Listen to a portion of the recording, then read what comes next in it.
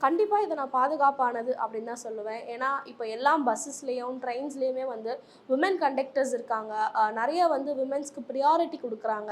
ட்ரெயின்லயுமே வந்து specially ladies coach அப்படின்ற ஒரு இடம் இருக்கு. கண்டிப்பா வந்து விமென்ஸ்க்கு நெறைய இடத்துல பாதுகாப்பு இருந்துட்டு தான் இருக்கு. இப்ப விமன் வந்து நைட்ல டிராவல் பண்றாங்க அப்படின்றத வந்து நான் கண்டிப்பா வந்து ஒரு பாதுகாப்பு இல்லன்னு தான் சொல்லுவேன். ஏன்னா, அது பாதுகாப்பா இருக்க வேண்டிய ஒரு விஷயம் தான். பட் ஆனா, இப்ப இருக்க சிச்சுவேஷன்ல, இப்ப இருக்க சொசைட்டல் இந்த ஒரு ஃப்ரேம்க்குள்ள அது பாதுகாப்பாக இல்ல. ஏன்னா, அங்க இருக்கிற மென் வந்து எப்படி இருப்பாங்க அப்படின்றத நம்மளால ப்ரெடிக்ட்டே பண்ண முடியல.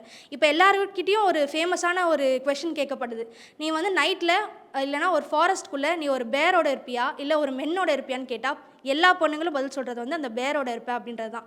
ஏன்னா, வி கேன் நெவர் ட்ரஸ்ட் அ மென். எல்லா மென்னும் நான் சொல்லல. பட் ஆனா என்ன மென்னுன்றது தெரியாது தான் இங்க ரொம்ப பெரிய ஒரு கேள்விக்குறியா இருக்கு. நான் இப்போ வெளியில போறேன் அப்படின்னா, எந்த மென் வந்து என்ன அட்டாக் பண்ணுவான்? எந்த மென் வந்து என்ன எப்படி பார்ப்பான்? அப்படின்றது எனக்கு ப்ரெடிக்ட்டே பண்ண முடியல.